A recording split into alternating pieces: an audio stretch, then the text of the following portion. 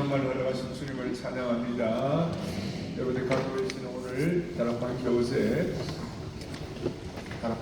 나보시고 20일과 세상을 바꾸는 기도, 그리고 우리 모든 우리 목회자들 이번에 교세에 오신 모든 분들, 우리 순자분들 모르시죠? 한국에 섬이 4,004개가 있어요. 그런데 4,004개 섬 가운데 제일 아름다운 섬이 어딘지 알아요? 아이 왜 이래? 이게 무슨 이게 답이 나갔군요. 예.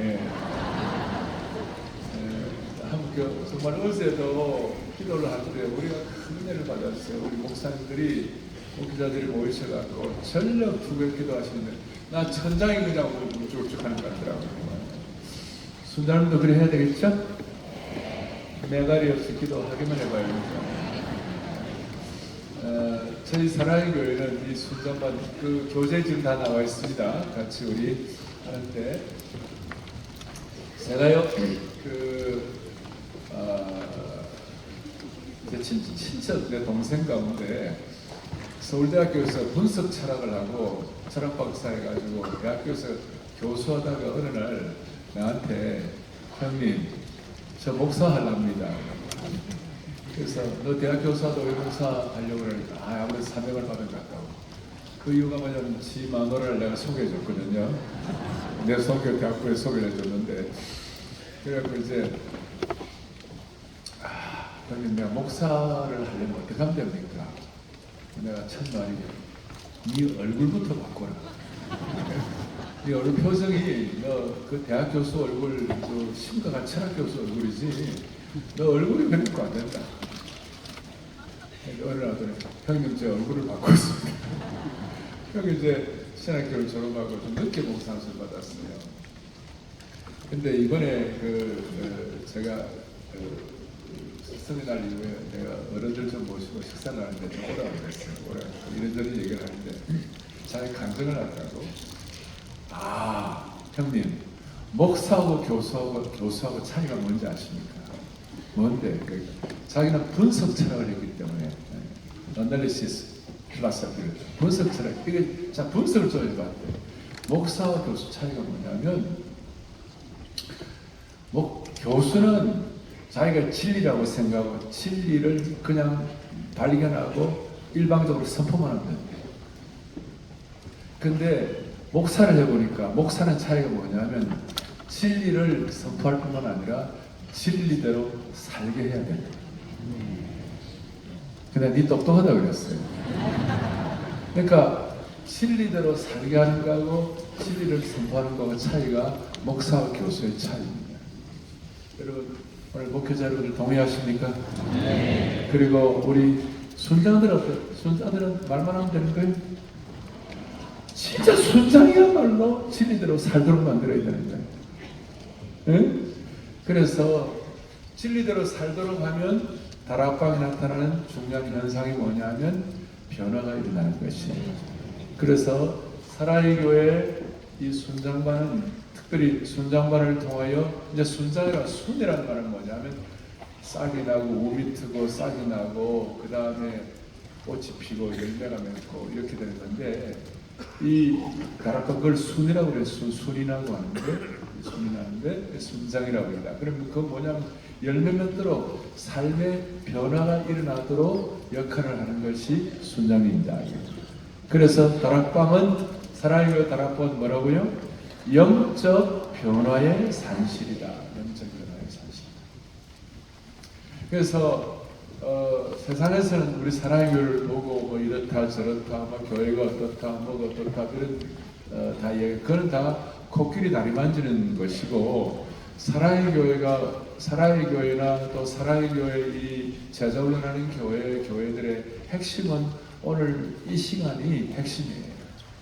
그 순장반을 통하여 이 시간이 영적 변화의 산실이 되기 위해 준비하는 시간이에요. 그리고 사랑의 교회 순장님들은 그냥 하루아침에 나 순장한다 이런 순장이 된 게 아니고 제자훈련 사역을 2년을 거쳐서 이렇게 하고 매주 화요일마다 이제 순장을 합니다. 하는데 오늘은 조금 평소보다 한 시간 늦었죠. 좀 늦었는데 우리 10시부터 한 12시까지 이 2시간은요, 이 반포대로 121번지가요, 꽃들의 모임이에요. 물론 늙은 꽃도 있고, 또 있지만, 뭐 상관이겠어요. 예?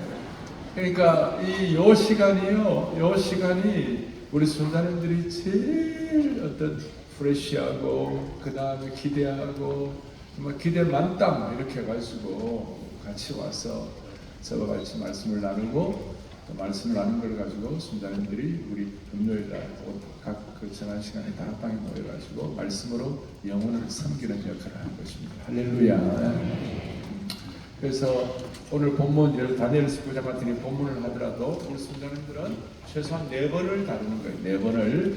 자, 미리 예습해가지고 오늘 왔고, 오늘 저하고 같이 한번 다루고, 또 한글 다시 복습을 하고, 또 순원들과 같이 다루고, 4번을, 본문을 4번을 다루게 되니까 적당히 갖고는 안 되는 거죠. 그렇죠? 제대로 다루는 것이고, 그리고 사랑의 교회 이 순장반은 크게 2가지가 키인데요. 하나는 뭐냐면 퀴나법 성경 공부, 그 다음에 소그룹 다이나믹스. 그래서 퀴나법적이라 할 때에, 퀴나법이란 말은 연역법적이란 말과 대치되는 개념이에요. 그러니까 이거는 미괄식이에요. 미괄식. 연역법은 2괄식이죠. 그리고 퀴나법은 순장이 일방적으로 이렇다고 막 밀어 주는 게 아니라, 순장님들이 퀴나법적 성경 공부는 뭡니까? 퀴나법적 질문을 통하여, 그래서 질문을 통하여 스스로 깨닫도록 그렇게 우리가 하는 것이고, 그래서 퀴나법적 성경 공부의 흐름을 우리가 속으로 갈 때에 사역관한테 다 배우고 이렇게 합니다. 이렇게 해서 현대인은 또 포스트 모더니즘을 당하고 개인주의가 만연한 이 시대는 누가 말한다고 다 듣는 것이 아니라 내 것으로 확인해 가지고 말씀을 통한 어떤 증거를 갖고 내 스스로 고백한 것이 그 사람을 변화시키는 것이에요. 내가 스스로 고백해가지고 변화되도록 돕는 것이 퀴나법적 질문이요. 그 역할을 순장님들이 하는 것이. 오늘 제가 다룬 걸 순장님들이 일방적으로 막 설교하듯이 그렇게 하는 게 아니라 각 다락방마다 뭐 5명이다, 10명이다, 8명이다 다락방 순원들을 앞에 놓고 그 다락방 순원의 형편과 처지를 다 알아가지고 오늘 전체 흐름을 머릿속에 아삭하게 기억해갖고 하다 기억 안 하면 내가 할 말이 없어요. 그죠? 딱 해가지고 마치 헬리콥터를 타고 위에서 밑을 보듯이 맞는 질문을, 퀴나법적 질문을 하는 것입니다. 이해가 됩니까? 이리 얘기했는데도 소리가 벌써 작아지기 시작해요.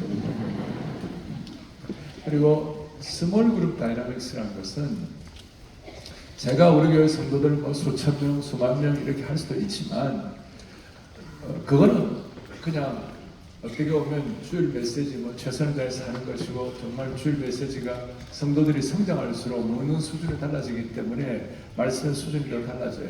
혹시 우리 우리 목회자들께서 오셨으면 오신 목사님들은 그저께 설교한 브라이언 채플 목사님의 어린 양을 보라, 그 설교를 꼭 한번 들어보세요. 그 영어로. 그리고 지난 4월인가 어제 성령에 대한 설교 하셨는데, 하고 저도 뭐 하겠지만 여러분들이 보시고 설교가 수준이 더 올라가고 다 해야 되지만, 그러나 설교는 어디까지나 물 한 바가지를 가지고 확 뿌려주는 거예요. 뿌려주면 준비가 된 그런 그릇은 물을 잘 담을 수 있고, 어떤 조그만한 좀비 그릇은 다 담을 수도 없고, 이런 거 설교는 한계가 있거나, 퀴나법적 설교를 통하여 소그룹을 하면, 소그룹을 통해 무슨 일이 일어납니까? 자기가 준비한 걸 쉐어링을 하는 거예요. 그래서 소그룹의 핵심은 not focus on head but focus on heart. 머리를 겨냥한 것이 아니라, 뭘 겨냥한다고요? 마음을 겨냥. 그 마음을 나누는. 그래서 칠판에서 의자로 내려오는 것이, 가르치는 것이 아니라 삶을 나누는 것이. 그래서 저는 뭐 1000명이 모였든 10,000명이 모였든 10만 명이 모였든, 저는 제가 열정적으로 할 수도 있지만, 저는 그냥 편하게 그냥 우리 교회 수천 명이 수많은 성도들이 모여 편하게 그냥 대화하듯이 메시지를 전하고 그럴 때가 많이 있어요. 그러니까 그걸 아마 제가 한 40, 50년, 40년 이상 이 기납법적 성경공부가 소급을 늘 익숙했기 때문에 그런 거 아닌가, 제작을 했기 때문에 그런 거 아닌가 싶어요. 그래서 반드시 나누어야 되는데, 근데 예습을 안 해오면 나누기는 나누는데 뭘 나누는가? 서로 무식과 게으름을 나누는 것입니다. 그래갖고 일이 안 되는 거죠. 그래서 철저하게 우리가 잘 이렇게 준비를 해서 기납법적 성공부를 위해서 꼭 예습을 하고 준비를 해와야 되는 것입니다. 그렇게 하고, 저는 화요일 아침에 이 순장반이 있기 때문에 많은 목사님들 월요일을 좀 쉬는데 저는 월요일을 쉴 수가 없어요. 월요일 아침에는 설교 아웃라인을 하지 않으면 일주일 내내가 괴롭고, 그래서 아웃라인 설교 월요일 마치고, 그 다음에 월요일 날 오후에는 이 순장반을 준비하고, 또 화요일 날에서 창목회를 준비하고, 또 화요일은 이제 이렇게 하고, 그래서 저는 금, 토, 일, 월, 화까지가 격렬하고도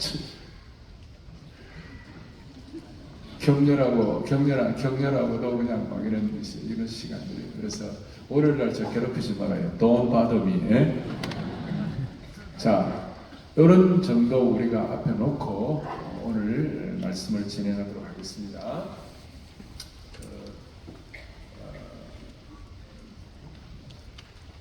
그리고 이 기납법적 성경 공부, 오늘 이제 우리 다른 20일갑니다만은 사라의 교회 40수년 동안의 역사 기간 동안에 기납법적 성경 공부가 주제별로도 있고, 또 창세부터 시작해가지고 쭉 웬만큼 다 있습니다. 이번에 참석하신 목사님들 가운데, 야, 내가 이 다락방, 쉽게 말해 일반적으로 구역에서 내가 성경 공부를 뭘 해야 되나, 뭘 다뤄야 되나 하는 모든 자료들은 다 있으니까 국제재단원에서 여러분들을 도와드릴 수가 있을 것입니다. 이제 20일과 세상을 바꾸는 기도를 하도록 하겠습니다.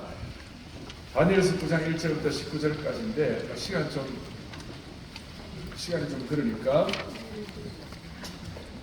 1절부터 4절까지 우리 교독하고, 그 다음에 16절부터 19절까지 하도록 하겠습니다. 1절, 메대 족속 아술의 아들 다리오가 갈대아 나라 왕으로 세움을 받던 첫 해. 2절,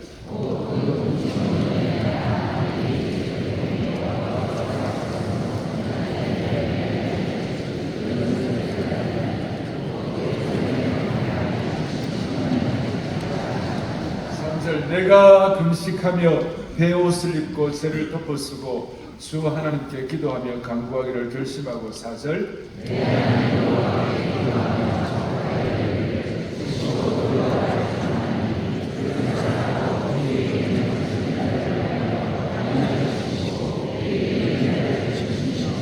아멘. 16절을 보겠습니다. 주여 구하옵나니 주는 주의 공의를 따라 주의 분노를 주의 성 예루살렘 주의 거룩한 산에서 떠나게 하옵소서. 이는 우리의 죄와 우리 조상들의 죄가 예루살렘과 주의 백성 사명에 있는 자들에게 수치를 당하니. 17절, 그러하온즉 우리 하나님이여 지금 주의 종의 기도와 간구를 들으시고 주를 위하여 주의 얼굴빛을 주의 황폐한 성소에 비추시옵소서. 18절,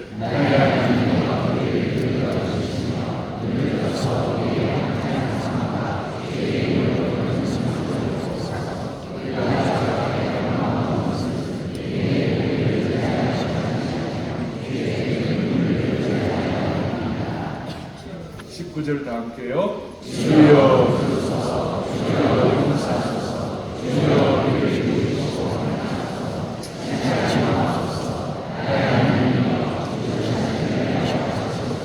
이는 주의 손과 주의 성이.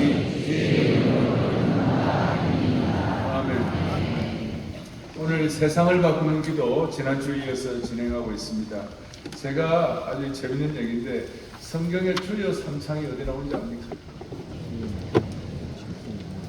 이런 게 이제 중요한 거예요. 자, 조건데 19절에 보니까 주여 들으소서, 그 다음에 주여 용서하소서, 주여 귀를 기울이시게 하옵소서. 그래서 제가 주여 3창이 굉장히 성경적이다, 다니엘적이다, 이건 제 해석입니다. 제 해석이고, 하여튼 성경을 보다 보면 참 여러분 재밌는 얘기, 성경에 로또가 나오는 거 아시죠? 로또, 성경에 어디 로또가 나오냐고. 이에 아브라함이 여호와의 말씀을 쫓아가고 창세기 10장 로또 그와 함께 갔습니다. 로또 그와 함께 갔습니다. 성경에 백인들만 사는 데는 알죠? 흰놈의 골짜기. 이게 우리가 대학생 시절에 우리는 무슨 춤을 출 수 있습니까? 술을 먹을 수 있습니까? 뭘 할 수 있겠냐고. 그래서 우리끼리 그냥 조크하면서 스트레스 해소한 거예요. 예? 성경의 핸디캡이 누구냐? 삼손. 성경의 제일 어린 사람이 왕된 게 누구냐? 요아스 8살. 그게 아니고 느부갓네살. 하여튼 우리는 춤도 못 추고 우리는 술도 못 마시고 못하니까 이런 소리. 이게 다 40몇 년 전에 기독교 신앙의 아재개그예요. 아재개그. 그러나 아재개그보다 더 중요한 게 지난주일에 우리는 지난번에 우리가 순장만 할 때 누구 기도를 했습니까? 아사의 기도 했죠. 아사의 기도를 하면서 여호와여 강한 자와 약한 자 사이에 도와줄 자가 누구밖에 없다고요? 주님밖에 없다. 그래서 기도할 때 그 기도가 졸지에 전쟁의 구도가 아사와 구스와 아사의 58만 군대와 구스의 100만 군대가 구도가 그리 된 게 아니고 졸지에 강한 자와 약한 자 사이에 도와줄 자가 주님밖에 없다고 그러니까 전쟁 구도가 누구의 구도로 바뀌었어요? 하나님과 구스 100만이. 그래서 나중에 여호와의 군대 앞에서 패망하였습니다. 아사의 군대인데 아사의 군대를 하나님께서 여호와의 군대로 바꿔주신 것이에요. 할렐루야. 그리고 지난주에 고난은 창조의 재료가 되고 큰 문제는 큰 기적을 갖는다고 그랬어요. 큰 어려움은 큰 기적을 가질 수 있는 것이 된다. 그래서 오늘 우리 모두가 제3회 한교섬에 가장 아름다운 섬에 오신 우리 모든 목회자들 정말 큰 어려움은 큰 기적의 단초가 되는 줄 믿으셔야 되는 것입니다. 그리고 하나님 앞에 이런 강한 자와 약한 자밖에 도와줄 리가 주님밖에 없다고 전적 외탁할 때 우리의 대적을 하나님의 대적으로 만들어 주신 주님을 찬양해야 하는 것입니다. 그래서 저는 기도가 안 나오는 절박한 상황에서 우리가 기도할 때 시편 118편 다윗의 고백 오늘 다 내일 하기 전에 우리 118 6절 7절 혹시 준비됐으면 나오겠습니다. 10편 118편 6절 7절. 자, 여호와는 없어요. 여러분들 성경 찾아요. 10편 118편 6절 7절. 시편 118 6절 7절. 나오네. 자, 6절 시작. 여호와는 내 편이시다.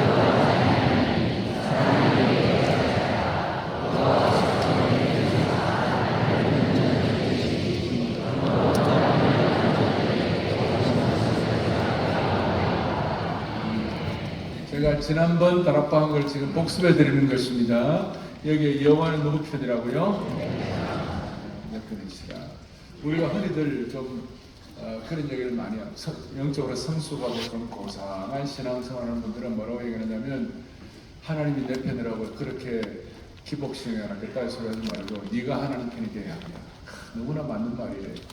너무나 멋지고 성숙한 말이에요. 근데 그런 친구들은 아직까지 뒤끝이 안 타본 친구들이에요.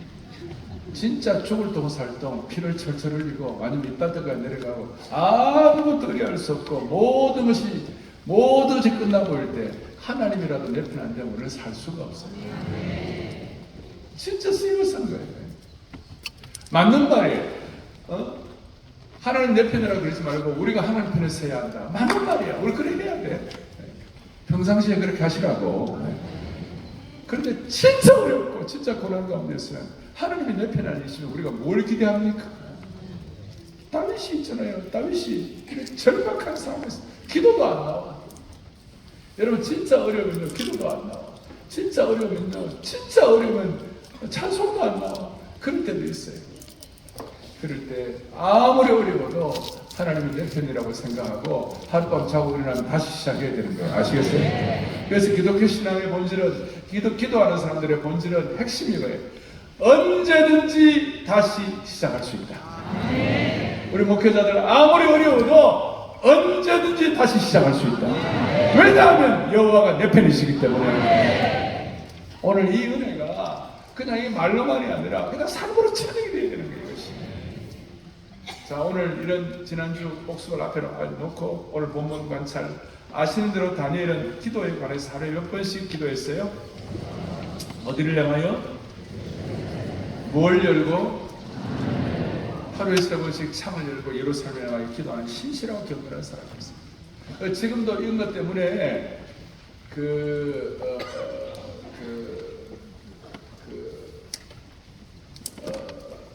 1세기에 지금도 이런 것 때문에 미국의 아이비리그 같은 데 가면 그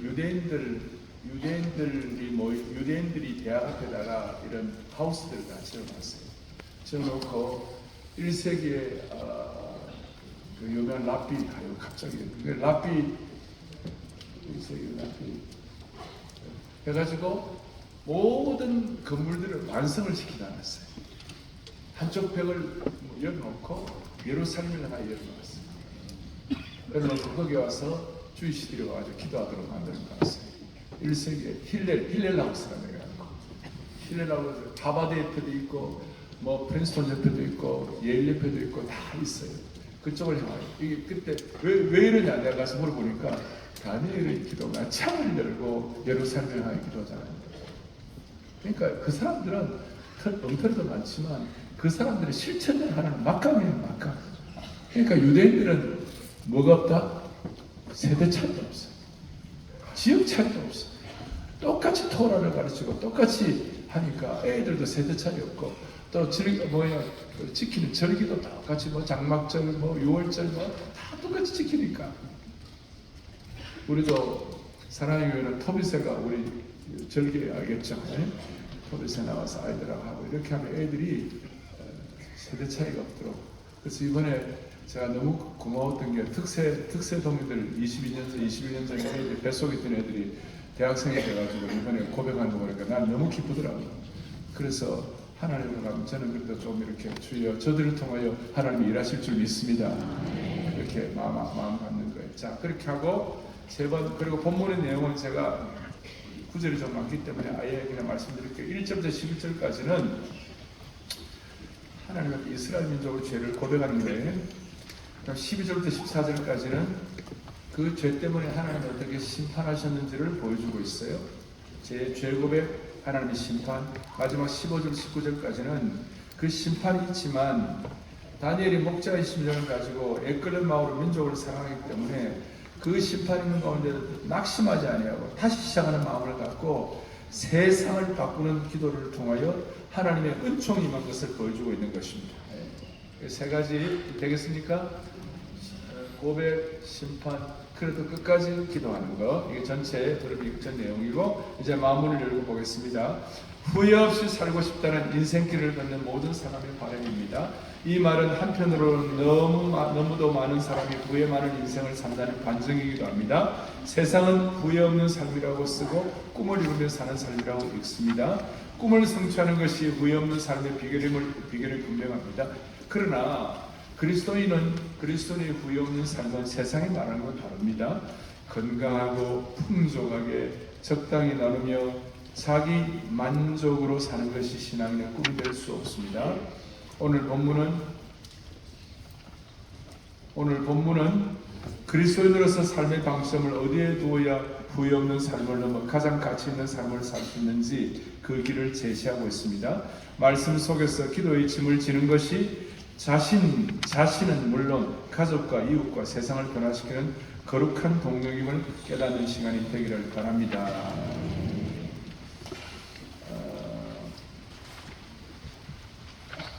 제가 한 번씩 말씀드립니다만은 인생의 어떤 문제를 만날 때 그 문제를 끌어안고 이걸 어떻게 해결해야 하나? 이거 어떻게 해결해야 되나? 근데 저는 쭉 보니까요, 이 문제 해결 방식이 그 문제를 보자고 문제를 분석하고 해석하고 그 다음에 문제에 대한 박사학위를 받고 그 다음 문제를 가지고 깊이 파고들고 나는 그렇게 문제 해결된 걸 거의 본 적이 없어요. 두 가지 해결 방법. 첫째, 문제보다 더 큰 은혜를 받아야 됩니다. 근데 문제보다 더 큰 은혜를 받으려면 더 큰 사명에 사로잡히면 되는 것입니다. 그러니까 그 문제 막 아등바등 해결하려고 애써봐야 해결도 안 되고, 그러니 하나는 더 큰 은혜를 달라고 그러고, 또 하나는 뭐예요? 더 큰 사명을 위하여 기도하다 보면 내 문제는 자동적으로 해결되게 되는 것이. 어떨 때는요, 여러분 자식들 골 때리는 자식들 진짜 골치 아픈 자식들 있잖아요. 그리고 어떻게 해결해야 되나? 애하고 맨날 맞닥뜨리고 싸워서 문제 해결 안 됩니다. 그냥 여러분 터비스에 나오고 아니면 기도하면서 하나님께 자식을 올려드리고. 그리고 나는 고민해 보니까요, 5분 이상 고민해갖고 해결 안 되면 해결 안 되더라고. 좀 극단적으로 얘기하면, 그러니까 5분 이상 고민해갖고 해결 안 되면 주님께 맡겨버리는 것이. 주님 해결하시라 그러고, 나는 내게 주신 사명을 완수하고, 내게 주신 기도의 제목을 가지고 기도하고, 내게 주신 더 큰 은혜를 사모할 때 하나님이 해결해 주시는 거 아닌가, 그런 생각이 드는 것이. 그래서 먼저 그의 나라와 그의 일을 구할 때 주신 하나님의 축복을 믿습니다. 그러면 그 문제나 또 어떤 사명조차도 너무 큰 짐이 아니라, 벌든이 아니라 오히려 그것이 축복의 통로가 될 수가 있는 거예요. 여러분 지지난주일날 우리가 금식할 때, 원래 우리가 금식을 막 부담으로 하지 말자. 금식을 무슨 막 그냥 사명으로 하지 말자. 금식을 그냥 기쁨으로 하자. 그럴 때 벌든이 아니라 뭐가 되게 해주신다고요? 블레싱이 되게 해주신다. 금식조차도 블레싱이 되게 해주신다면 문제는 자동적으로 해결될 수가 있는 것입니다. 자, 오늘 이런 거 할 때에 더 큰 사명을 위하여 기도하면 하나님은 내 삶의 현장의 어려움도 해결해 주신다. 그걸 믿는 것이 믿음이고 기도에 대한 실체를 경험한 사람의 고백이라고 말할 수 있습니다. 자, 제가요, 성도들의 기도나 이런 기도를 통해 세상을 바꾼 예를 한 번씩 내가 말씀을 드리는데, 평신도의 기도를 통하여 세상을 바꾼 중요한 우리 교회사적인 역사가 있어요. 그것이 뭐냐면 모라비안 기도운동이에요. 누구 기도운동이라고요? 이게 너무 놀라운 게 1727년에 시작되어 갖고 1847년까지 거의 120년을 연중 무휴로 기도가 이루어졌어요. 구체적으로 말하면 1727년에 독일의 헤른후트, HERRNHUT 발음 그대로 헤른후트에서 시작한 기도가 24시간 온종일 기도가 되었어요. 이 기도가 한 세기 넘어 지속되었어요. 이 기도를 통하여 세계의 선교 지형도가 바뀌었어요. 카리브해, 아프리카, 아메리카, 아시아, 심지어 그린랜드까지도 선교사가 파송했어요. 이게 세상을 바꾼 기도가 있고, 오늘 이제 세상을 바꾼 기도, 여러분 역사적인 현장을 해요. 그 다음에 우리나라의 경우는 6.25 때 초량교회의 기도가 세상을 바꾼, 역사를 바꾼 기도가 될 수 있어요. 1950년 8월 30일경 낙동강 전선에서 치열한 공방전이 벌어지던 때에 초량교회에서 구국기도회가 시작됐어요. 부산 초량교회. 제가 중학교를 부산에 그 초량에 있는 부산중학교를 다녔는데, 그 중학교 바로 옆에 초량교회가 있었어요. 나는 초량교회를 볼 때마다 스트레스를 받았어. 우리 아버지 교회는 요만한데 저 교회는 왜 저리 크나? 우리 아버지 교회는 귀가 세는데 저 교회는 저렇게 돌교회가 멋있네. 근데 나중에 알고 보니까 그 초량교회가 멋있는 교회였지만 그때 1000명이 안 모였었어요. 근데 큰 교회였어요. 근데 그 초량교회에 무슨 일이 벌어졌는가? 6.25 다 패퇴 마지막 낙동강 전투나고 초량교회가 남았죠. 거기서 목사님들 400명이가 모여가지고 죽을 각오로 기도를 했는데, 그때 한상동 목사님, 초량교회 담임 목사님, 그리고 고려신학 교장하셨던 그 당시에 박윤선 목사님, 이 두 분이 기도회를 인도하기 시작했어요. 하면서 한상동 목사님 설교 제목이 뭐냐면요, 우리가 범한 죄에 대한 진노의 칼. 우리가 범한 죄에 대한 진노의 칼. 옛날에 그 조나단 에드워즈 설교가 좀 비슷하죠. 우리가 범한 죄에 대한 진노의 칼. 그걸 설교를 했는데, 그 잘못을 고백하고 회개하고 기도회가 계속 이어졌어요. 기도회 사흘째. 원래 기도회 한 3, 4일만 하려고 그랬는데 교회 전체가 울음바다가 되었어요. 그래갖고 한 3, 4일 기도를 했는데 9월 15일 2주일 동안 기도를 했어요. 400여 명이 목숨 걸고 부산 초량교회에서 기도를 했습니다. 기도회가 마치게 된 그날 무슨 일이 벌어졌는가? 소회가 날라왔어요. 인천 상륙작전 성공. 9월 15일. 너무 놀라워. 여러분들 뭐 아는 것 같지만 우리가 다 몰라요. 사실 한국교회 역사에 대해서. 왜냐하면 지금 여기 분들 대부분 1950년 이후에 다 태어난 분들이니까. 그러나 이런 한국교회의 놀라운 세상의 역사를 바꾼 한국교회 기도는 알고 있는 것이 좋지요.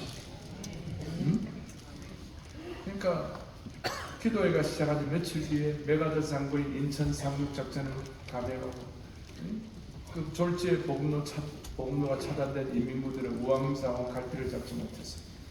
그래서 인천 상륙작전은 7일간의 밤낮 없는 회개 기도가 있은 후에 3일 만에 이루어진 줄로 믿습니다. 낙동강 전선에서 공산군을 패퇴하면서 전세가 역전이 됐고 드디어 9월 28일 9.18 서울 수복이 있게 되었습니다. 어떤 분들은 뭐 이게 옛날 얘기 같다 이러지만 저만 하더라도요, 낙동강 전투에 어릴 때 그 구포 낙동강에 거기에 탄피들이 있었어요. 옛날에 막 격전돼서 막 탄피들을 또 쇠붙이들을 고철로 죽어가지고 그걸 모아갖고 건축원국을 했다는 거 아닙니까? 그러니까 남 얘기가 아니라 우리 시대 얘기예요. 그러니 제가 말하는 요지는 오늘 다니엘의 이 역사를 바꾸는 기도가 과거에 우리 2600년 전에 500년 전에 있었던 그걸로 끝나면 안 되고 오늘 이 시대에 우리의 기도로 승화되기를 바라는 것입니다. 그래서 역사를 바꾸는 기도를 통하여 아까 말씀했죠. 주여 삼창의 기도를 통하여 세상을 바꾸는 날 있기를 바랍니다. 이제 말씀의 씨를 뿌리며 전체적으로 제가 설명을 다 드렸으니까 이런 내용들을 보고 정리하겠습니다.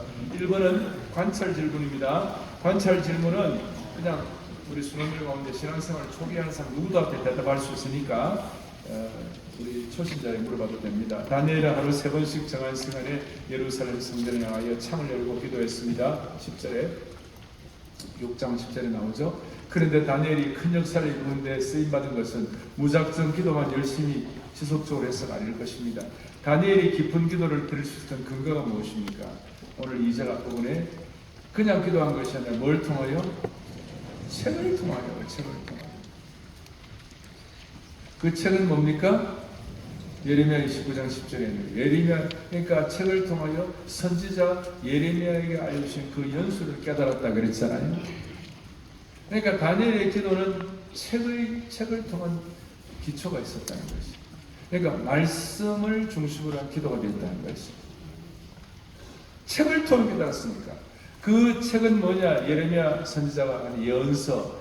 바벨론에서 70년이 차면 내가 너희를 돌보고 나의 선한 말을 너희에게 성취하여 너희를 이곳으로 돌아오게 하리라. 그런데 원문에는 이 책을 우리는 책이라고 싱귤러 단수로 나오죠. 플로럴. 이게 복수예요, 복수. 무슨 책들인가 다시 한번 다니엘의 삶을 붙잡아줬던 예언서, 우리 예언의 말씀 예레미야이고 또 토라, 우리 오경이 있을 것이고 또 시편이 있을 것이고 다 이런 거 있을 것인데 여한 다니엘의 기도를 붙잡아준 기도의 기초가 된 것이 하나님의 말씀이었다는 것입니다. 그러니까 저는 늘 그렇게 생각합니다. 말씀의 깊이와 기도의 깊이는 같이 가는 겁니다. 그리고 이렇게 말할 수 있습니다. 말씀의 깊이가 기도의 깊이를 결정하는 것입니다. 그리고 기도의 깊이가 말씀의 깊이와 연결되는 것입니다. 우리 하나님은 말씀을 기초로 한 말씀이 기도가 된 것, 말씀 자체가 기도가 된 것. 우리들의 무기는 육체가 아니요 그러나 강하고 참으로 강하고 우리들의 무기는 육체가 아니요 그러나 강하고 성령 안에서 견고한 진을 파는 강력이요 강한 힘이요 참으로 강하고 견고한 진을 파는 강력이요 강한 힘이요 성령 안에. 자, 이게 우리 얘기가 아니고 바울이 고린도 교회를 향해 하신 말씀 거기에 그대로 나와 있는 거 아닙니까? 오 우리 영혼이 벗어났도다 사냥꾼의 올무에서 새같이. 이게 성경에 나오는 구절 그대로 뽑은 거 아닙니까? 그러니까 기도가 말씀 자체를 기준으로 해가지고 기도할 때 그 힘이 있고 또 이것이 기도가 성경 구절 자체가 찬양이 돼가지고 찬양 기도가 될 때 그것은 더 강력하고 더 응답의 역사가 나타날 기회가 많다 이 말이에요. 이해가 되십니까? 그래서 말씀의 깊이가 기도의 깊이를 결정하는 것입니다. 다니엘은 철저하게 한 손에는 하나님께서 주시는 예언의 말씀을 성경을 붙잡고 있었고 한 손에는 성경을 붙잡고 또 한 손에는 뭐냐면 그가 맞이하고 있는 역사적 현실 그 고통 가운데 포로 가운데서 그 고통 가운데 있는 역사적 현실 한 손에는 성경 한 손에는 현실을 딱 붙잡고 있는 것입니다. 그러니까 무슨 말이냐면 하나님의 말씀이 역사와 동떨어진 것이 아니라 말씀을 통하여 역사의 현실을 꿰뚫어내는 말씀을 통하여 역사의 현실의 담을 뛰어넘는 그런 영적인 통찰력 그런 영적인 기백을 갖게 되는 것입니다. 한 손에는 기도의 제목 말씀을 통한 제목 한 손에는 현실 앞에서 우리는 그 기도를 통한 것이 역사의 현실을 뛰어넘는 그런 방향과 통찰력을 우리 순장들과 모든 목사님들에게 주시기를 바라는 것이에요. 자, 다니엘은 지금 예레미야의 말씀을 통해 뭘 이야기했습니까? 70년을 이야기해요. 70년이 되면 포로 생활에서 해방받는다. 이걸 이야기한 거예요. 성령의 감동과 환상으로 예레미야에게 알려주신 것을 다니엘이 깨닫게 됩니다.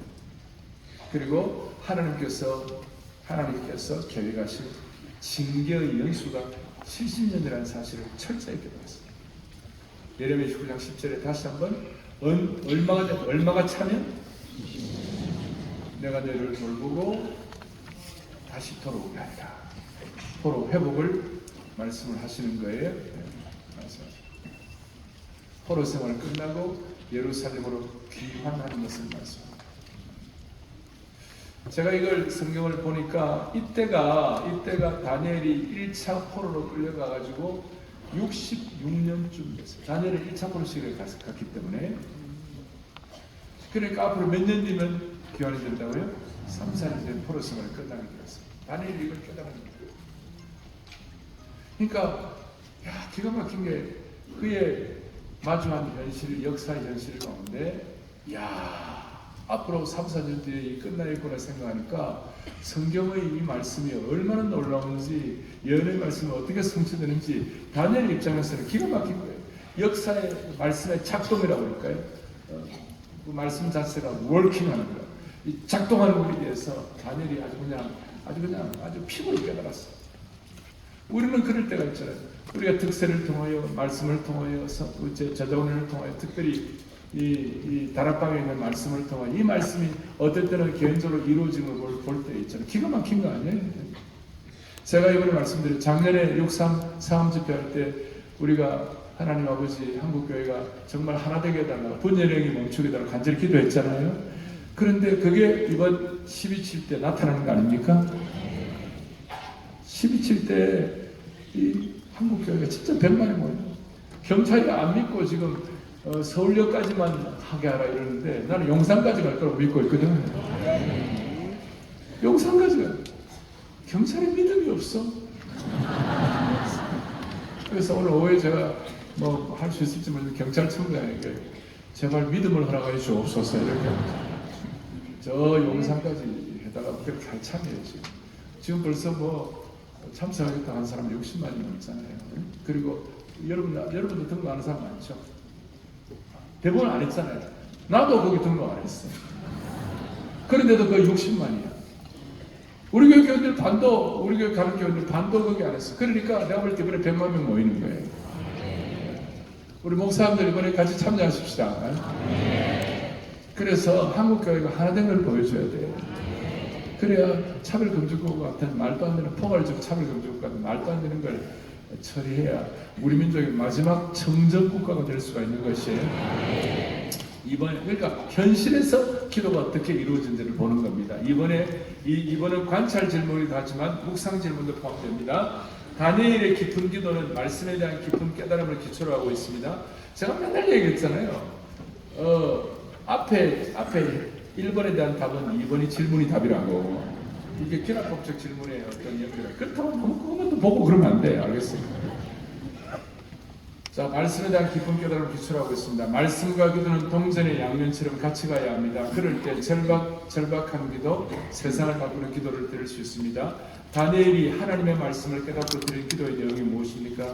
다음 구절 속에 나타난 공통점을 생각하여 대답해 보세요. 자, 5절에 우리는 이미 범죄에 행하고 만족하고, 9절에 뭐라고 되어 있어요?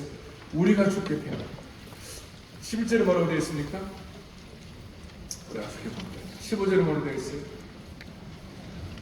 인도하신 것 주님 앞에 감사하지만 우리가 범죄할 악을 행하였다. 한마디로 말하면 다니엘은 누가 범죄했다고요? 우리가 하나님께 범죄했다.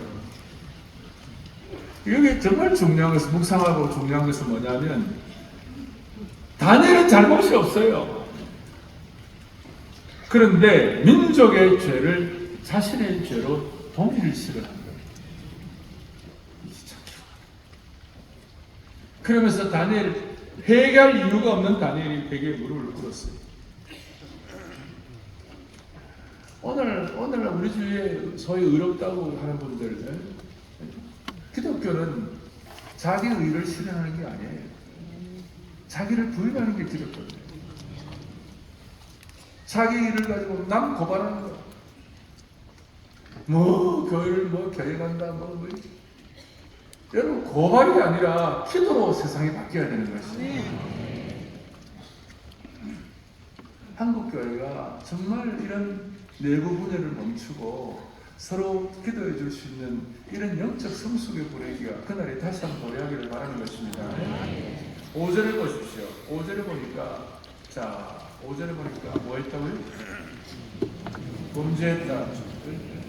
그 범죄했다는 죄를 짓는다는 말을 여러 가지로 표현했죠. 범죄했다, 또 뭐예요?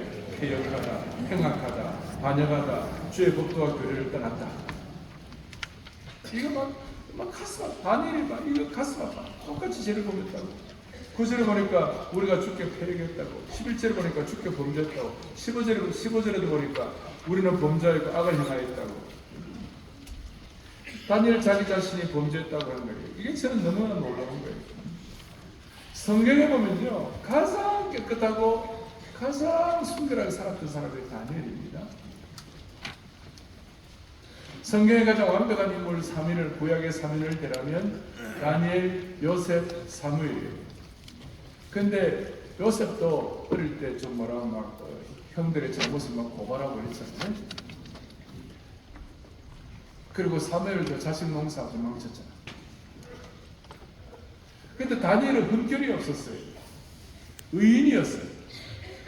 오죽하면 에스겔 14장 14절에 보니까 에스겔 앞에 나와요. 에스겔서 시작. 비록 노아, 다니엘, 욥 이 세 사람이 거기에 있을지라도 그들을 무슨 말입니까? 자기 의로움을 가지고 자기를 건질 사람이 있다면 딱 세 사람이 있다는 거예요. 다니엘, 노아, 욥이라는 거지. 완벽한 다니엘이에요. 근데 그 다니엘이 펑펑 울면서 무릎 꿇고 하나님 앞에 박박히면서 뭐라고 그랬어요? 주님, 내가 범죄했다. 내가 패역했다고. 내가 행하겠다고. 내가 반역했다고. 다니엘처럼 깨끗한 사람이 어디 있겠어요? 또 하나, 다니엘처럼 억울한 사람이 어디 있겠냐? 10대 때 포로로 잡혀가지고 그가 청소년기에 포로로 잡혔을 때 왜 꿈이 없었겠어요? 너무나 귀한 꿈이 포로로 잡혀가지고 온갖 수모와 수치와 고통을 당하고 모든 꿈이 산산조각 나고, 그리고 10년, 20년, 30년 뒤면 돌아갈 줄 알았는데 60년 지나도 못 돌아가는 거예요.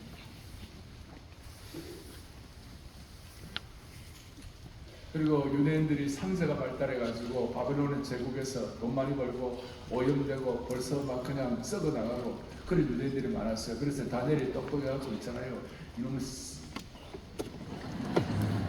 막 욕하고 고발하고 있잖아요. 막 사태질하고 막 징계하고 이럴 수 있는데, 네. 다니엘은 그래요. 자기가 범죄했다. 자기가 패했다. 우리나라는 좀 고발을 하고 이래야 정신을 차리는 민족인지 모르겠어요.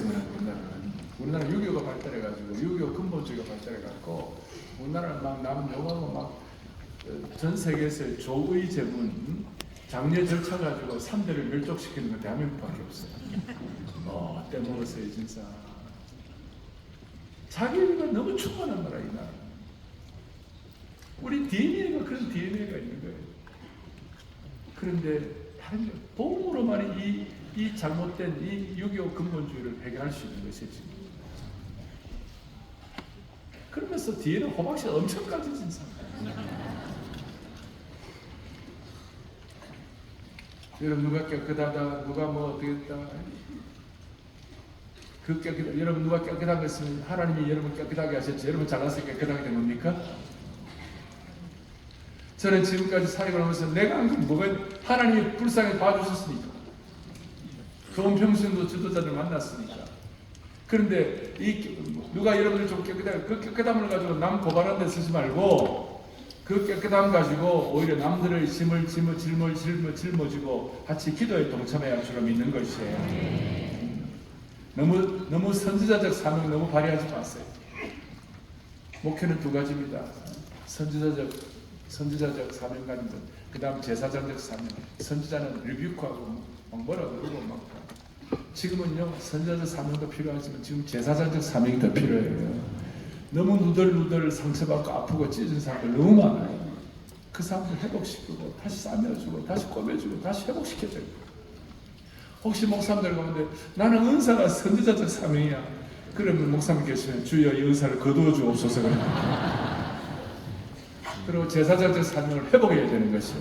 그래 교회가 발전. 오늘 손현보 목사님 오늘 전도 보셨죠?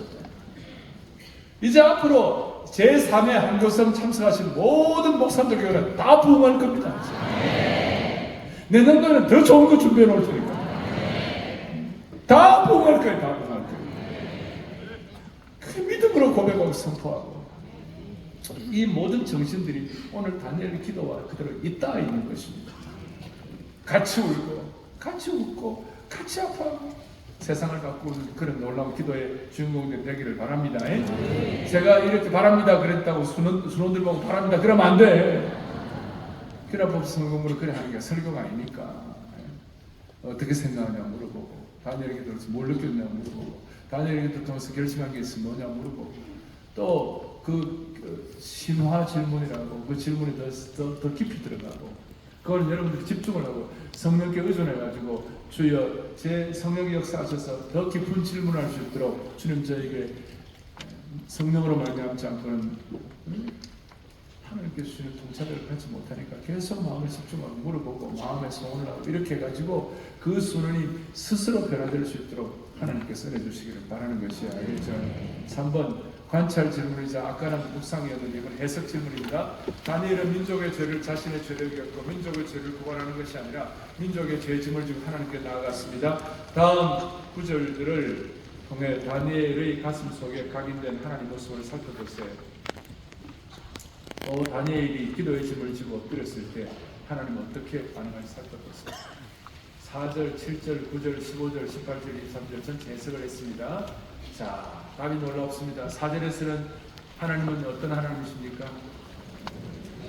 피어로 경이로우신 경외하고 크고 두려우신 주 하나님. 그 다음 하나님은 어떤 하나님입니까? 약속을 지키시는 하나님. 7절에서는요 공을 죽기로 돌아가고 조금씩 구절에 연결돼가지고 긍휼과 용서하시는 하나님께 있죠. 그 다음 또 하나님은 어떤 하나님이십니까? 애국 땅에서 우리를 인도하여 내시고 위대하시고 우리의 삶을 앞서 인도하시는 하나님.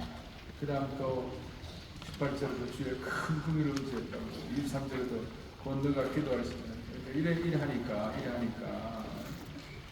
야 너무 놀라운 게 저는 너무 감사한 게 있잖아요. 믿고 이 기도의 짐을 지고 하나님 앞에 엎드렸을 때 시작했는데 응답하십니다. 아이고야 저는 이게 너무 놀라운 거예요. 23절 보세요. 곧 너가 기도를 시작할 즈음에 명령이 내렸다. 이게 무슨 말이냐면 가브리엘 천사가 다니엘에게 와서 이렇게 말하는 거예요. 너가 기도 시작할 즈음에 하나님 명령 떨어졌다. 오케이 떨어졌다. 민족의 짐을 지고 기도를 결심만 해도 이미 하나님께서 오케이 떨어진다.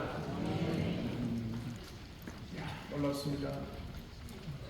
자, 다시 한번 기도에 응답하신 하나님 어떤 분이십니까? 4절에서 크고 경이로우시고 언약을 7절에서 공의로우신 하나님, 그 다음에 9절에서는 긍휼하시고 용서하시고 15절에서는 강한 손으로 주의 백성을 인도하여 위대하시고 18절에서는 긍휼을 크게 베푸시는 자비로우신 하나님. 이런 기도에 하나님을 주장하면서, 이런 하나님이심을 주장하면서 기도할 때 무슨 일이 벌어졌는가? 시작할 때 벌써 응답의 오케이 사인이 떨어지는 것이. 우리가 이런 사명의 짐, 기도의 짐을 지고 기도하기 시작하면 하나님은 바로 응답하시는 것이죠. 그게 우리가 현실로 나타나지 않았다 막 이렇게 생각할지 모르지만 우리 하나님은 무시간 대의 개념에 계시기 때문에 하나님의 때에 딱 응답하시는데, 기도 자체가 미래의 이력서를 쓰는 것이에요. 그래서 저는 기도할 때마다 이 단회를 하면서 제가 나름대로 기도의 삼각형, 세상을 바꾸는 기도의 삼각형을 제가 한번 만들어 보았는데, 보세요. 자, 우리 왼쪽에는 누구예요? 기도하는 나. 오른쪽에는 뭐예요? 기도의 제목. 그 다음에 저 위에는 뭐예요? 응답하시는 하나님. 세상을 바꾸는 거룩한 기도의 삼각형. 기도가 빠집니다. 세상을 바꾸는 거룩한 기도의 삼각형. 그러니까 나는 진짜 우리 영상팀 상 주고 또 상 줘야 돼. 자, 기도하는 사람. 근데 이것도 하루아침에 되는 건 아니고요. 윤미라고 나 영상팀 저 자매가 지금 벌써 다 맞추잖아요. 벌써. 어떻게 좀 더 잘해볼 수 없을까? 조금 전에 안에서 막 밖으로 튀어나오고 그랬잖아요. 그거 다 맞추잖아요. 그 윤미자매랑 나하고 10수년을 맞춰가지고 이제는 내 눈빛만 봐도 생각이 나고, 여기 우리 송은정이라고 여기 저 신디사이저를 치고 나하고 20년을 같이. 나는 뭐든지 한번 하면 끝까지 가는 거예요, 그냥. 그래서 여러분 하루아침에 되는 건 없지만 꾸준히 하다 보면요 이렇게 맞춰주잖아요. 여러분에게도 맞춰주는 수련도 생길 거고, 여러분 맞춰주는 우리 교인들도 생길 거고, 여러분 사랑하는 목사님들, 여러분들의 꼭 필요한 조력자들이 다 생길 거예요. 브리스길라와 아굴라와 같은, 영어로 프리실라 앤 아퀴라스, 브리스길라와 아굴라와 같은 그런 신실한 동력자들이 생기길 바랍니다. 저는 처음 결석할 때 딱 기도 제목 중에 하나가 뭐냐? 주여 나에게 브리스길라와 아굴라와 같이 중성된 부부 5가지 말아요. 그게 목표였어요. 5가지 말아요. 그 기도가 나중에 5가지 아니라 더 많은 가정들을 주셨어요. 지금도 그때 5가지는 지금도 나오는 영적 동지. 자, 4분 하겠습니다. 묵상 질문입니다. 이제 웬만한 거 다 끝났습니다. 우리가 기도의 짐을 지고 하나님께 나아간다는 것은 어떤 의미입니까? 다음 주에 묵상입니다. 기도의 짐을 진다는 것은, 읽겠습니다. 같이 읽겠습니다. 기도의 짐을 진다는 것은, 됐습니다. 하나님의 뜻에 영적으로 뭡니까? 튠을 맞추는 거예요.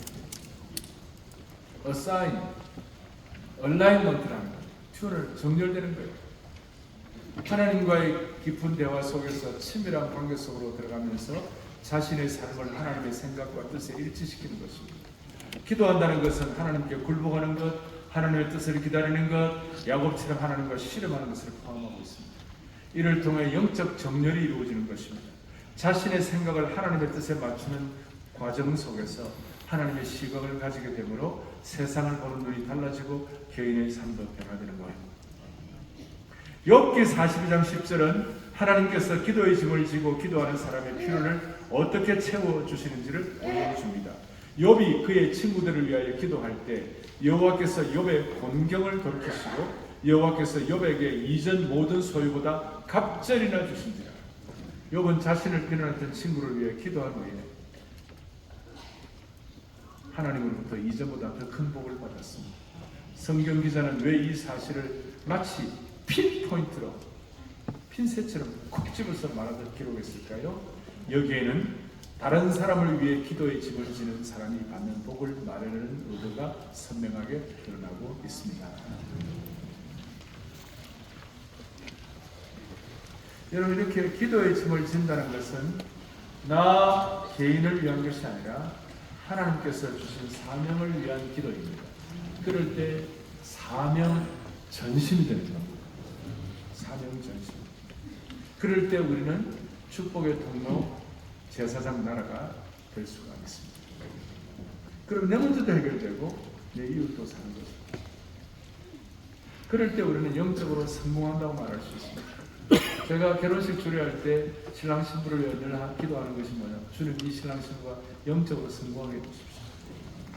영적으로 성공하기 위해서 첫째, 그들에게 주신 은사가 마음껏 발휘되게 해주십시오.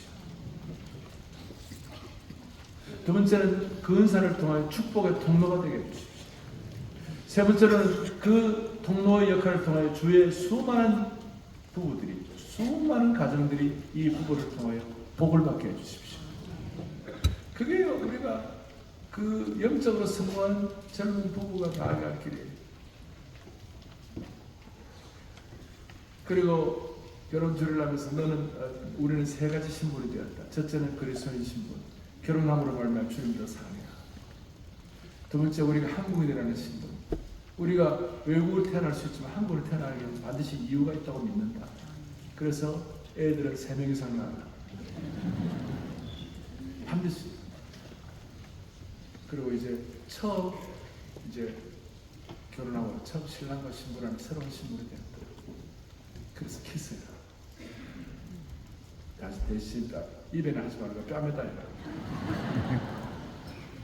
그리고 한국인으로서 우리가 정체성이 있으니까 한국식으로 절을 해라. 좀 바로 절하면 머리가 썩 박치게 돼요. 그래서 좀 띄어갖고 하는데 그때 절할 때 봐요. 여자가 드센 애들은 조금만 속으로 내가 아이고야 신랑 나 고생길이고 그런데 둘 다 미리 연습을 해가지고 깊이 이렇게 그냥 이건 별 희망이 없어. 하나 둘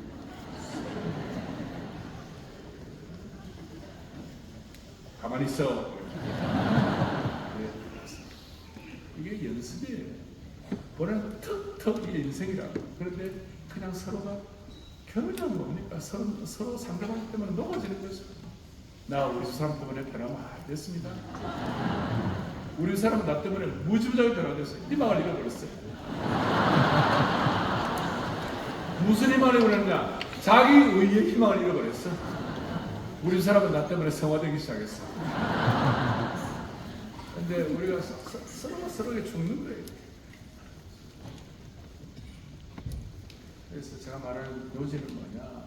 이런 기도를 통하여 서로가 서로에게 참 필요한 존재가 되고 성숙하게 하고 현실의 삶의 현장에서 승리하게 되는 것입니다.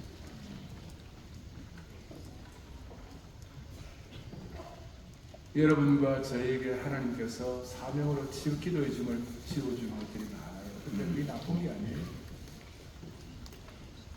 왜냐하면 기도의 짐을 이렇게 지고 살다 보면 우리 22절 봐요. 너무 놀라워. 22절 봐요. 22절 시작.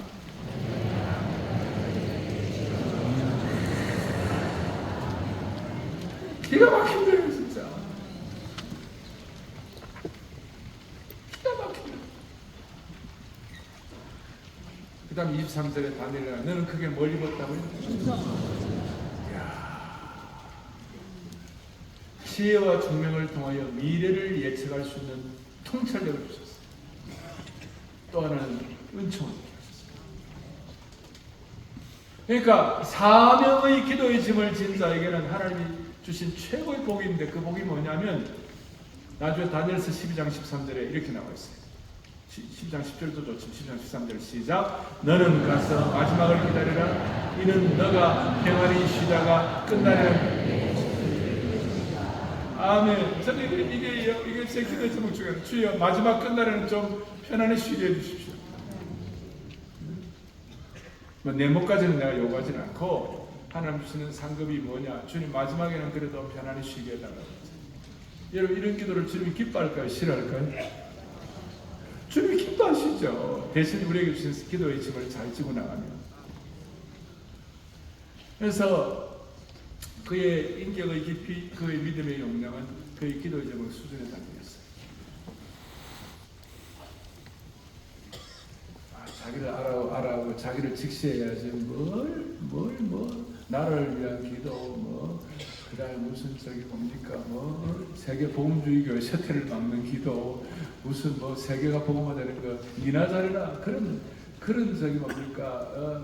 뭐라 그럴까 시니컬하고 니힐하고 있잖아요. 그런 시니컬한 비판도 많이 있을 수 있어요. 그냥 그거는 그들이 기도의 짐을 지고 사명을 감당해갖고 지혜와 총명과 은총을 입어보지 못했기 때문에 그딴 소리를 하는 거예요. 여러분 정말 중요한 거는 복음은요 믿을 때부터 우주적이에요. 이 복음이라는 것은 시골에 모아간 청년도 복음을 들고 믿으면요 세계를 위해서 기도하게 됩니다. 달동네 청년도 늘 시골에 모아간 권사들 가운데 초등학교도 졸업 안 했는데 성경 읽을 정도의 글자 읽을 정도의 할머니가 권사가 됐어. 그 권사님에게 교회에서 뭐라고 권사 임직할 때 무슨 선물을 했냐? 방석을 선물했어.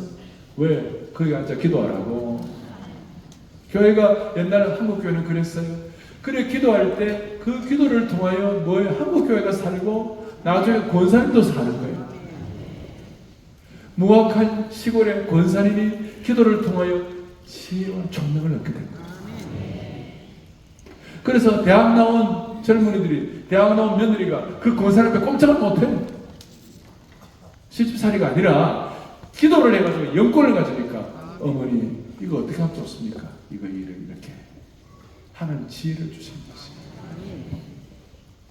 이게요 기도의 짐을 지는 자에게 주시는 하나님의 지혜와 총명과 우리에게 주신 분복이에요. 이래도 세계를 기도 안 하겠다. 이래도 나라를 기도 안 하겠다. 내가 항상 말씀, 우리 할아버지는 맨날 나라를 위해서 기도합니다.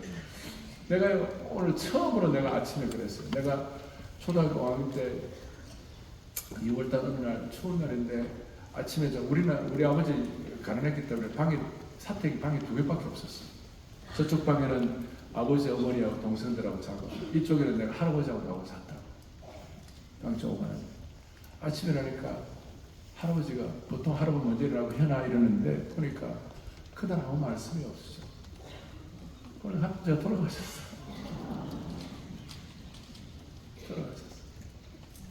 근데 할아버지가 기도를 하는데 하나님 아버지 155마일 휴전선을 지켜주시고 850마일 해안선을 지켜달라. 내가 초등학교 1학년 때부터 들은 얘기야. 여러분 나는 1마일이 뭔지도 몰라. 근데 155마일 휴전선 850마일 해안선을 지켜달라고 했죠. 내가 뭘 할 수 있겠어? 나는 아무것도 아니겠지만 그것이 내 기도 소리로 들린 거예요. 우리 할아버지 찬송한 것 중에 하나가 친구 다 두고 나의 기쁨 나의 소망 되시며 나의 생명이 되신 주 밤낮 불러서 찬송을 드려도 늘라. 여러분 나하고 그 찬송하면 은혜가 있습니까 없습니까? 이것밖에 대답 안 해? 나의 그 찬송을 나는요 그냥 이것만 아니에요. 내 속으로 부른 이유가 우리 할아버지의 애송이야. 애송 넘버1, 넘버3 안에 들어가는 그 찬송. 그 다음 구주를 생각만 해도 내 마음이 좋거든. 주 얼굴 배울 때 얼마나 좋으냐. 그 찬송은 진짜 은혜가 있는 거예요. 왜? 우리 할아버지의 애송 중에 하나예요. 오늘 이런 은혜가 다음 세대에 계승되어야 되는 거예요. 기도를 통하여. 복음적 같은 우리도 마찬가지고 우리가 2033 50 비전을 무슨 또 2033 50 비전이냐. 여러분 그래 하면 안 되고 주여 앞으로 10년 내로 대한민국이 50% 예수 믿게 하여 주십시오. 진심으로 여러분들이 그렇게 하시면 여러분의 문제가 해결된다니까요. 하나님이 여러분들에게 지혜와 총명을 주신다니까. 그리고 하나님이 목숨을 주시는 것이에요. 그것 때문에 기도하는 건 아니에요. 그러나 기도하다 보면 자연스럽게 그렇게 되는 것이. 우리 할아버지는 별명이 낙타무릎이었어요. 진짜 기도 많이 하시면서 너무 기도를 많이 해갖고 나는 낙하물을 못했어. 아유 맞죠. 그 얘기를 그만합시다. 자, 웨일즈의 부흥을 가져왔던 에반 로버츠에 대한 얘기를 했습니다. 주여 우리를 공격하다가 그럴 때 웨일즈의 부흥을 기도했을 때 웨일즈의 부흥이 일어났고 그 웨일즈의 부흥이 인도로 건너갔고 인도가 평양 부흥으로 넘어갔어요. 평양 부흥이 하루아침에 된 게 아니라 웨일즈, 인도, 평양으로 온 것이죠. 에반 로버츠의 기도를 주님이 응답해 주신 것입니다. 찰스 피니, 유명한 부흥사 찰스 피니, F-I-N-N-E-Y 그의 일기를 볼 때 외국 선교 지역을 위해 무거운 기도의 짐을 지고 간절히 기도할 때 그 선교 지역에 놀라운 부흥이 일어나는 거예요. 그러면 그 기도의 부흥의 은혜가 기도하는 찰스 피니에게 연결되는 것입니다. 찰스 피니가 어마어마한 봉사였어요. 신학교 시절에 찰스 피니에 대한 얘기를 우리는 얼마나 많이 들었는지 몰라요. 마지막 적용 보면 적용 하나님은 내 문제가 없어도 하나님이 지어주시는 거룩한 기도의 짐을 지고 가는 사람을 통해 하나님의 뭘 이루어 가신다고요? 역사를 이루어 가십니다. 그러한 기도의 짐을 지는 데에는 다니엘처럼 민족의 죄를 자신의 죄로 여기는 지체의식과 공동체의식이 필요합니다. 문제가 생기면 남 탓으로 돌리는 풍조 속에서 어떻게 하면 기도의 짐을 지고 하나님께 나아갈 수 있을까요?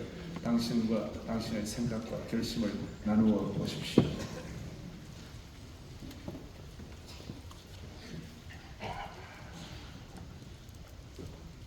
우리는 오늘 이 땅은 기도 예수 있는 사람들을 어떨 때는 폄하하고 어떨 때는 뭐라고 그러고 심지어 못된 놈들은 죄송합니다. 못된 미혼놈인들은 조롱하고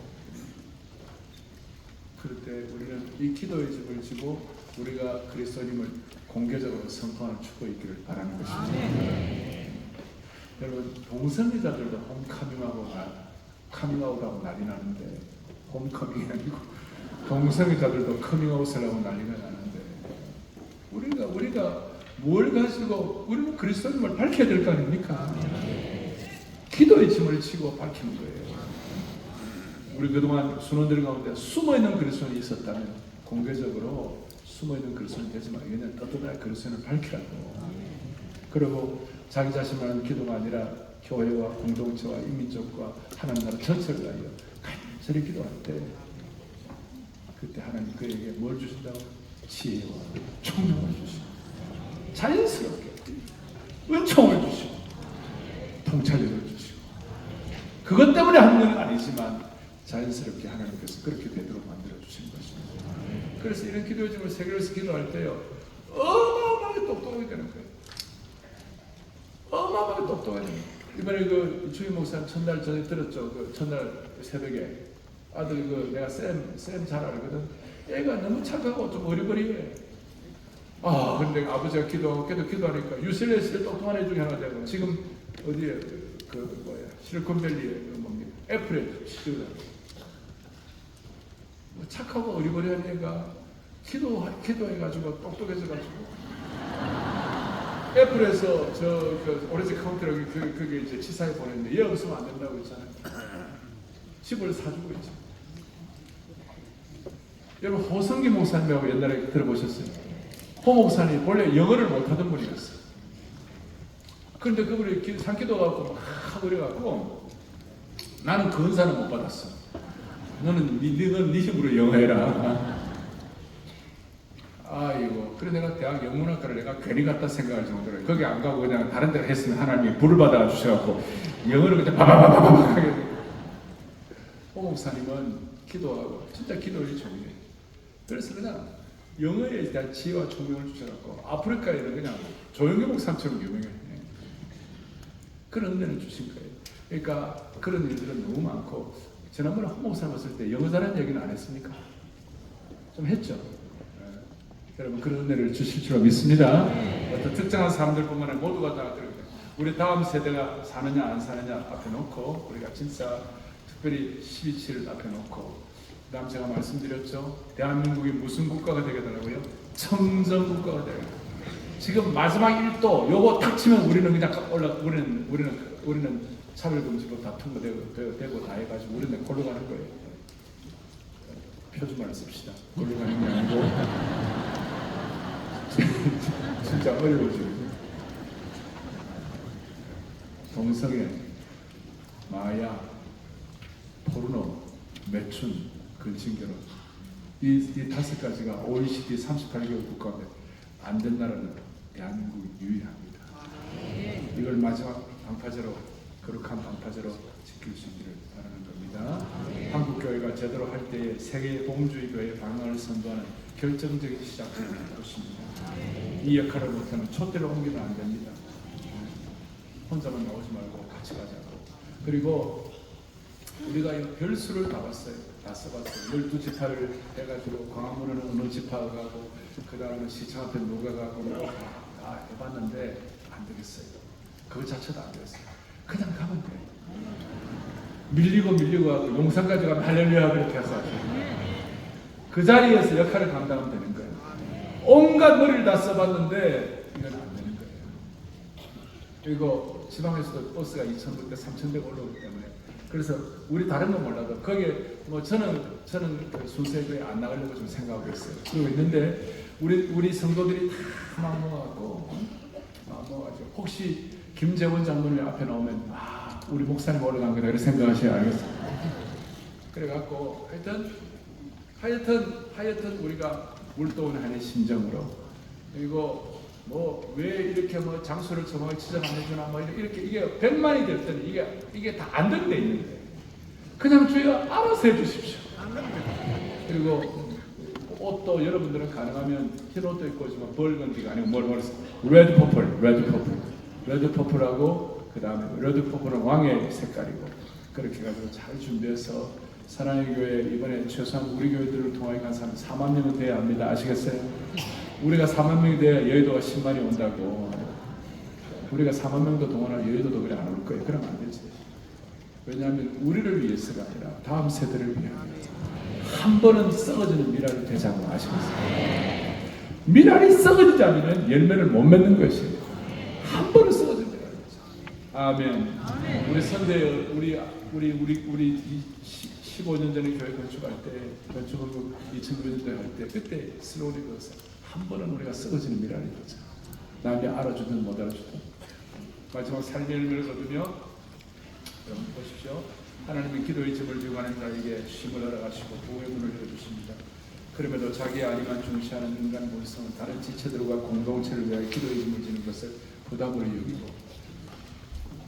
어려워합니다. 이러한 내가 몇 시까지? 12시 10분까지? 12시 반까지? 여유가 좀 있네. 네. 목자식 기꺼이 기도의 짐을 지는 자리로 나아갈 수 있도록 성령의 도우심을 구하는 기도를 드리기를 바랍니다. 나의 기쁨 나의 소망 되시며 한번 하실래요? 우리 찬송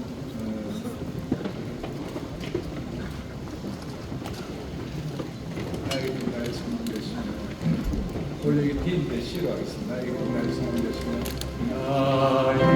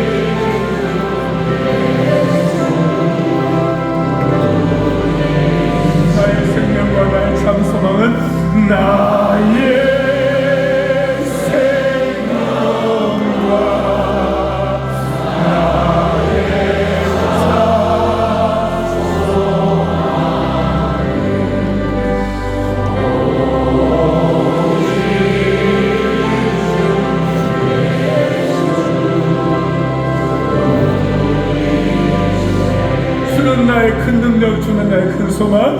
주는 나의 큰 능력, 주는 나의 큰 소망. 내가 항상 영원히 주님 그대로 됩니다. 주는 나의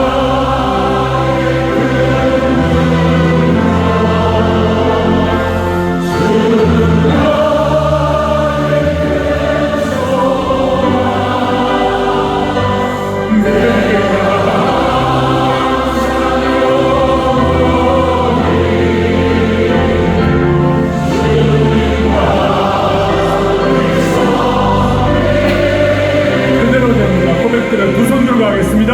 주는